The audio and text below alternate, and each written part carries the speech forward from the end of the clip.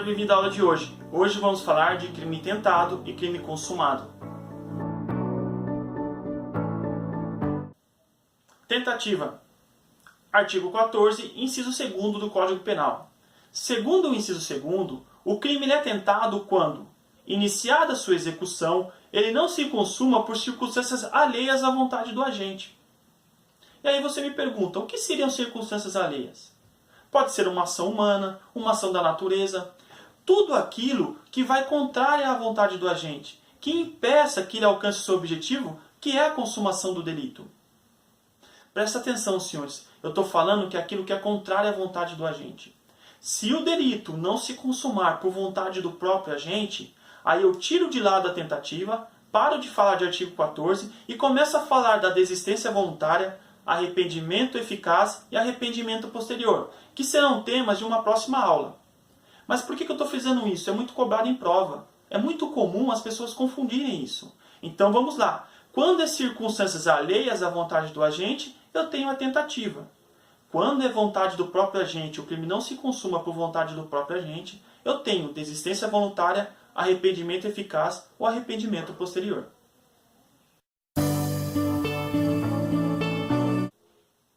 Bom, uma vez que vimos que a tentativa é quando a pessoa não alcança o seu objetivo por circunstâncias alheias, eu quero falar agora a respeito das espécies de tentativas que são previstas no Código Penal. Eu tenho a tentativa perfeita, também denominada de crime falho, e tenho a tentativa imperfeita, também denominada de tentativa inacabada. A tentativa perfeita, ou crime falho, ela ocorre quando o agente executou todas as ações possíveis para alcançar o seu objetivo, que era a consumação do delito. Porém, por algum motivo, aquele delito não se consumou. Vou dar um exemplo. A pessoa dá 10 tiros na cabeça do seu algoz e vai embora achando que a pessoa morreu. Porém, ela fica sabendo posteriormente que aquela pessoa, por algum milagre, não morreu. Observem que o autor fez tudo o que ele podia para consumar o delito, mas por algum motivo esse delito não se consumou.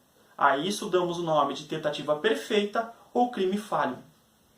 Já a tentativa imperfeita, ela ocorre quando o agente iniciou a execução daquele delito, porém ele foi impedido de continuar no prosseguimento, ele não alcançou o objetivo. Vou dar um exemplo. Eu coloco veneno na bebida do meu algoz. O meu amigo que está ao lado vê essa minha ação criminosa.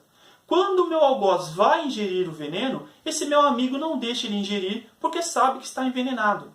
Observem que eu comecei a execução, que era colocar o veneno e a pessoa começar a beber. Mas não se consumou, a pessoa não bebeu, não foi envenenada, porque esse meu amigo, essa terceira pessoa, impediu que isso ocorresse.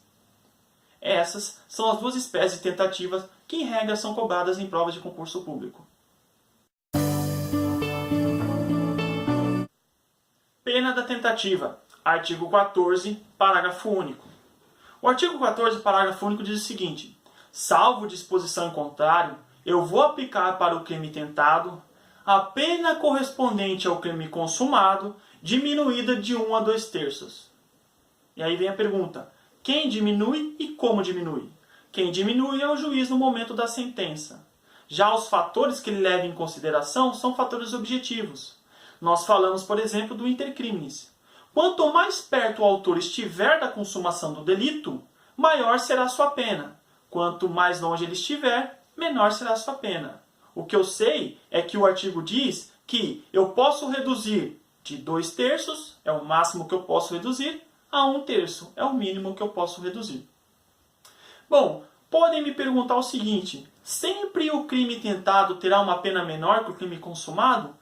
Quando eu falo de justiça comum, sim. Só que tem uma exceção, a justiça militar, que é a justiça especializada. O artigo 30, parágrafo único do Código Penal Militar, ele traz uma exceção. Ele fala que, dependendo do caso concreto, o juiz pode aplicar para o crime tentado a mesma pena do crime consumado. Grava bem isso, artigo 30, parágrafo único do Código Penal. É a única exceção que eu conheço a respeito desse tema. O que vocês têm que ter em mente quando eu falo de justiça comum é o parágrafo único do artigo 14. É a pena correspondente ao crime consumado, diminuído de 1 a 2/3. Senhores, chegamos ao final da aula de hoje. Gostaria de agradecer mais uma vez a companhia de vocês. Se puderem, revisem a aula, tá? Bons estudos, fiquem com Deus.